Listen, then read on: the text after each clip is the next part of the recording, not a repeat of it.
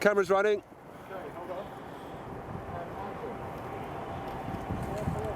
Yeah, walk all the way along. A little closer together, you can. You got that bag, that coat in? Yes.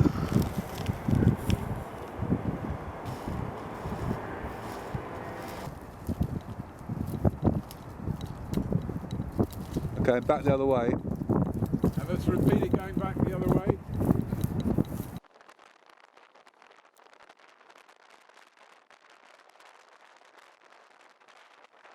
Off you go.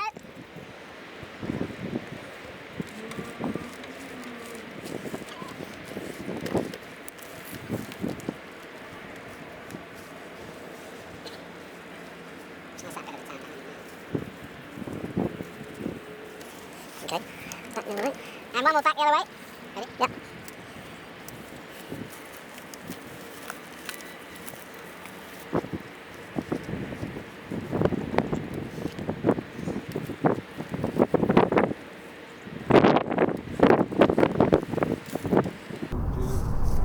Do you want us to clap?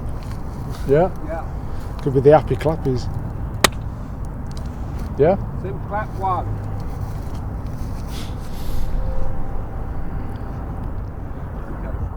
Right, if you could take us back then to Christmas 1977, what were you doing that day and how did you get to be here? I remember going round to Chris's house, and it was a nice sunny day like this, and we just sat around doing nothing, and the Queen's speech came on, and we just thought, oh no, not this again. And I can't remember which one of us.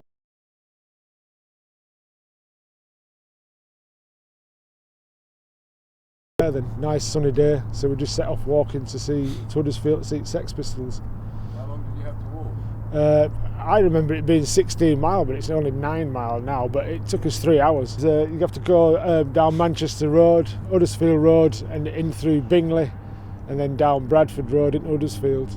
Bingley? Brighouse. Brighouse, sorry.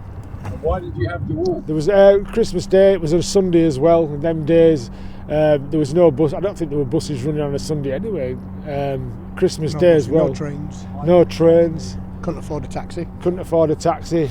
Nobody had any cars at that hour. We were too young. He was only 15. I was just turned 17, so no transport. So walking was the only option. And how had Christmas Day been? What had you done until that? Well, it was just another normal, boring, nothing day, like every other Christmas day, Except for the weather was nice, that was the only difference. Did the Queen have anything interesting to say? Not really. Did we watch it? I don't think we watched it, did we? I think it was on the telly when we decided to go.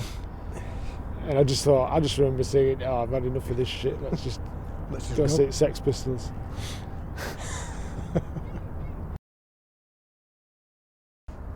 Sing clap two. The Queen, could do the Queen thing. Her message was no longer relevant. It was the Sex Pistols message that was more important.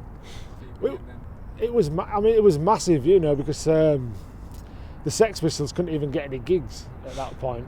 We were reading about all the excitement and fun they were getting up to, but everyone was getting denied the chance to see them. And then all of a sudden, in the space of a week, we had them twice. So we were quite lucky, so everyone was like really pleased. But most of Bradford punks went to the Keighley gig on the Monday because because of the transport situation Christmas Day. We went as well, but we changed his mind and decided to go on Christmas Day as well. It just seemed like the perfect, and with the sun being out, it just seemed like, yeah, but the Keighley gig, didn't you say you couldn't see anything, could you? No, the Keighley gig, the stage was halfway up the wall, opposite the balcony. Everybody was below, the dance floor was down below, and John Lydon had to look over the top of the gig to see the people below. So, how tired were you? Was it cold?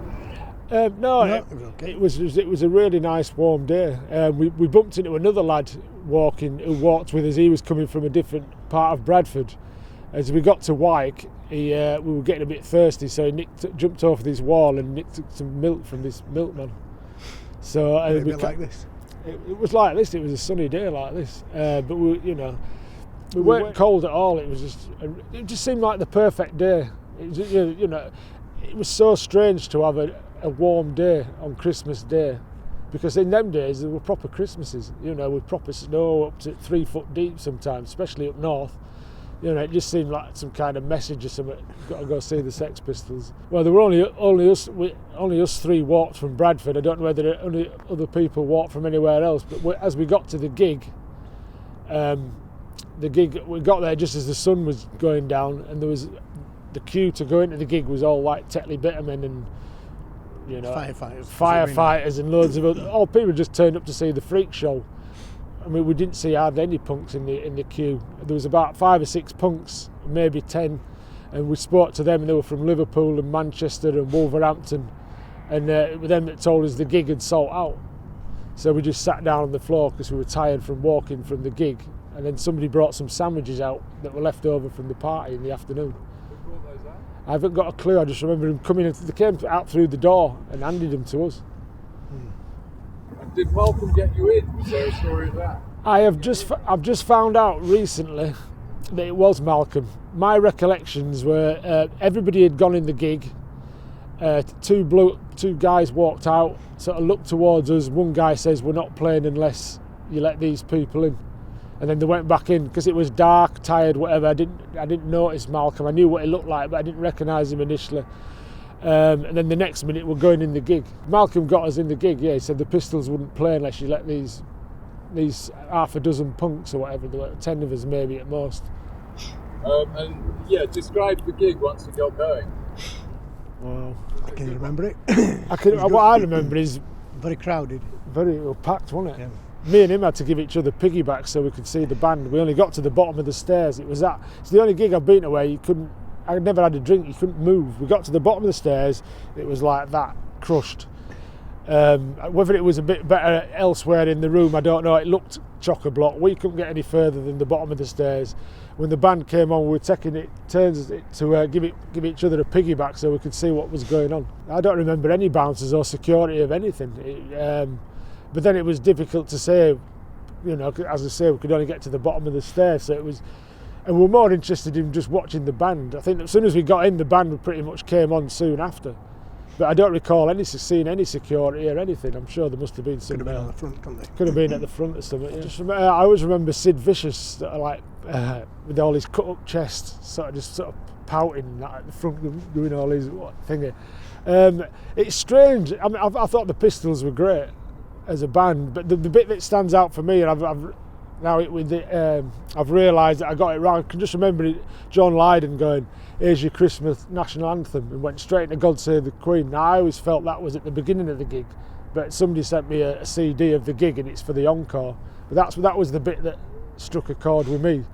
And I was possibly thinking about the Queen thing as well that we were watching earlier on. So there's like correlation with that. and it was like, here you go, mate. But did they seem together and happy to be together on stage that day? Oh, Right. not knowing the band so well. I mean, we spoke to Lydon afterwards, when the gig emptied, and he seemed really relaxed and friendly and that. And we were talking about. Look, we spoke to him for about half an hour. I think he came up to Chris, and he tried to tap a fag off his dinner. Yeah. And then some other friends from Bradford came over. We were just talking to him, and it was from what he said to us. He wasn't thinking the Pistols were going to be splitting up, because we were asking about what it was like in London and gigs, and he was saying, "Oh, you've got to get down, come and see us sometime," and all that sort of thing. So it was like, there was a continuation going in his head, because he said to us, if we play any gigs in London, come along, and we'll try and get you in and that. So he wasn't thinking of the Pistols ending at that point. Because that was very unlike the big bands at that time, to spend the time talking to fans. I think, we were young and naive, and punk was totally against all that pop star image. But the Pistols were that sort of famous. I suppose even in our heads, we were still kind of thinking it was like seeing a big pop star. And for him to just walk up and start talking to us and talking to you like he was just your best mate, or there was no "I'm in a band, you're little pleb who's come to see us." There was like a respect, a common bond type thing. And that struck a massive chord with me personally. You think seeing them that day changed your life in any way if you hadn't been? Well, I was already into punk, I think me and Chris got into punk at early 77, I think. And very early. Very early 77, on March, April, something like that. We'd seen a few bands, but I was still going to football as well, so I was caught between the two. But on that day, I just stopped going to football basically, and just got really into punk. Definitely say that changed your life then. Well, it did. Yeah, it was life changing. I took it more seriously.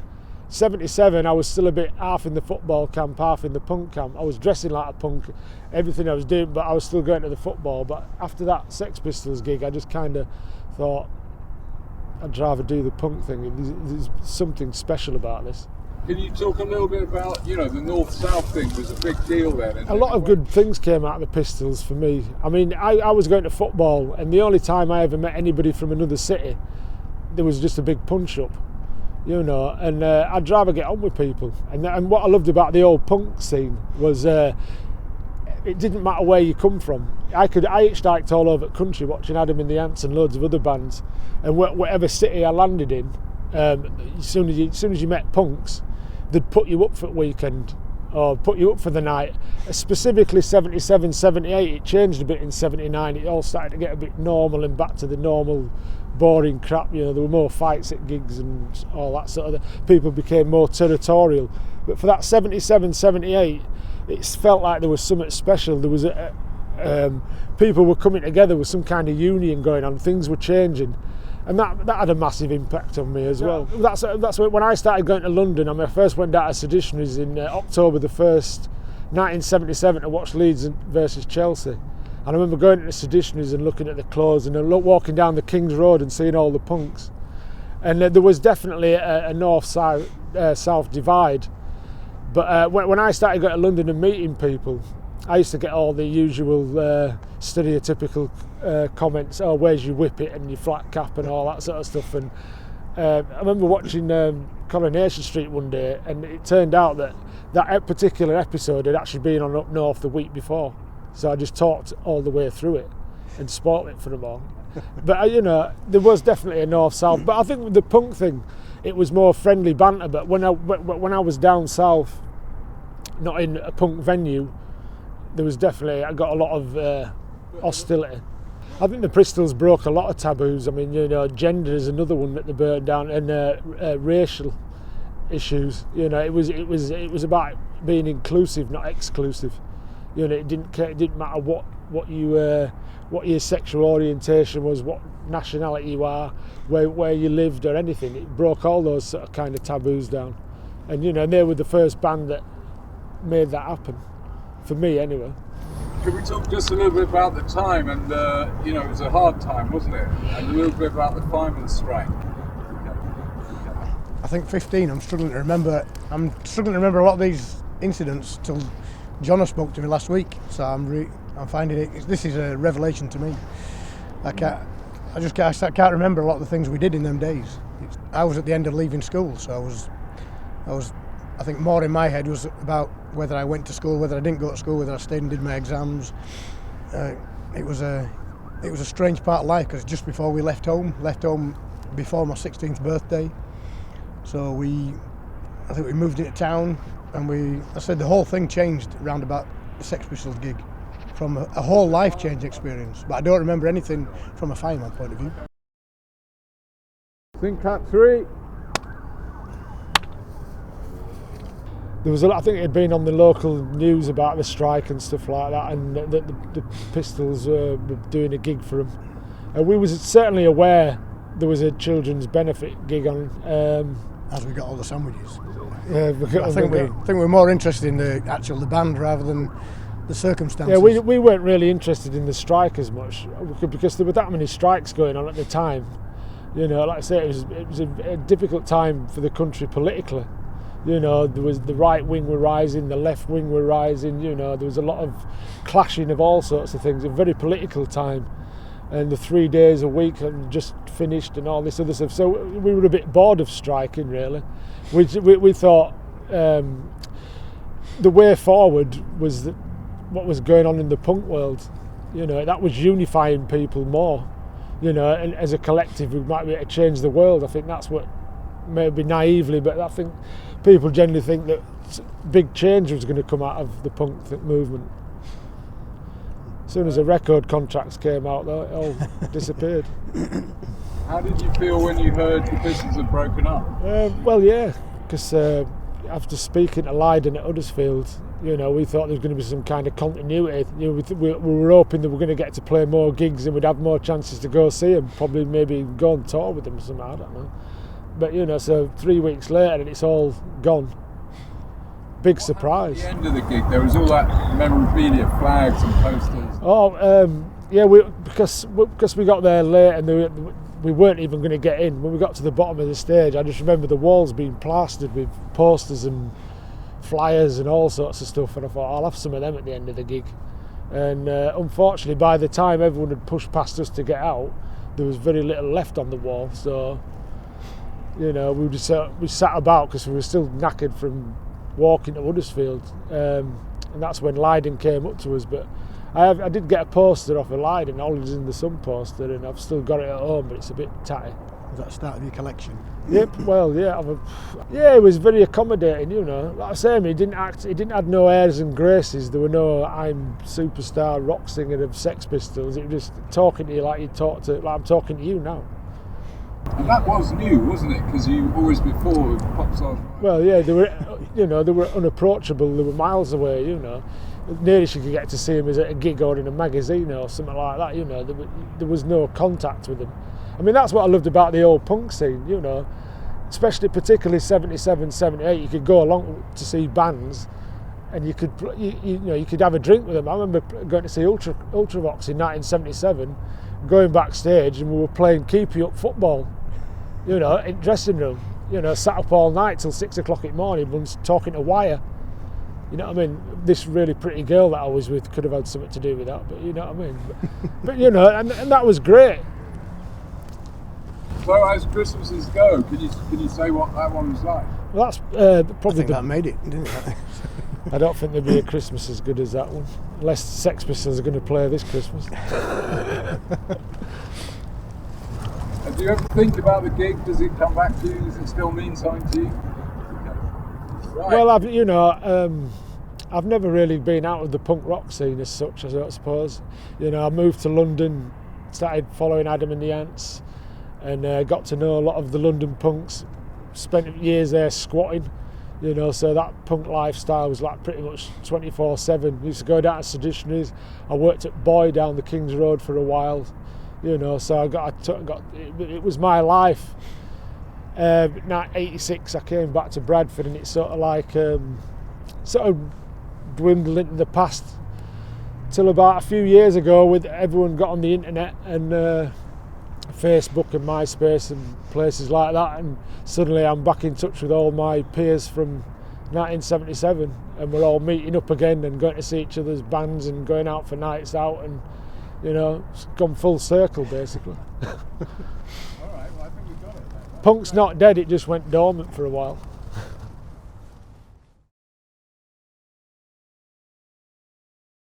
Can you just clap first? Can clap one? One, yeah, a lot of people seem to think that punk was just about music. To me, it was never about music. It was like re-education. I mean, up until punk, a lot of kids were just going to follow their dads down to the same job that they've been doing for years. Till punk came along, it changed all that. It was life-changing. You know, I know a friend of mine, Barnsley in London, a really good friend of mine. Because of punk, he up until recently was doing a business fashion industry with Joe Corey. Now, if it hadn't been for punk rock, he wouldn't have been doing that. You know, it was far-reaching. You know, loads of people's lives changed. It was like 24/7. People went out and lived the lives how they wanted to live. You know, it was like personal anarchy, which is what anarchy was about to me. Changing the person that the society had made you and becoming the person who you wanted to be.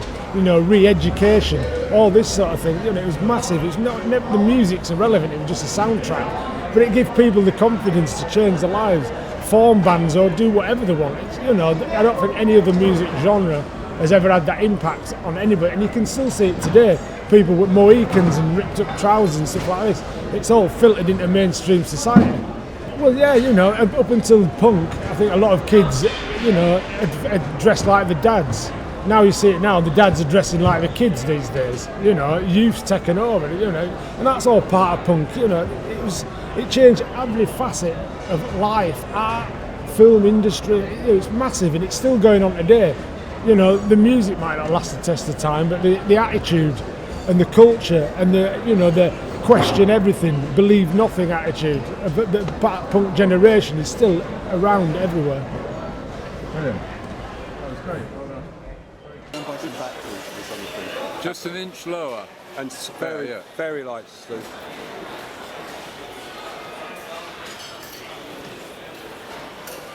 Okay, well, can you go tighter than that? Yeah, so we'll turn it around on that side? Yeah, now turn it round.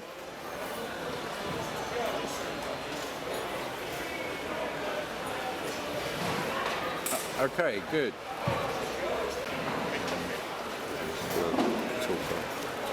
It's kind of nice with his face as well as the writing.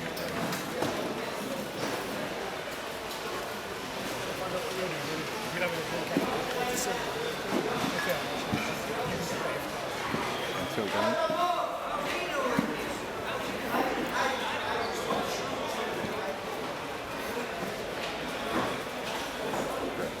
And turn around. And turn it round. And we'll tilt up and tilt.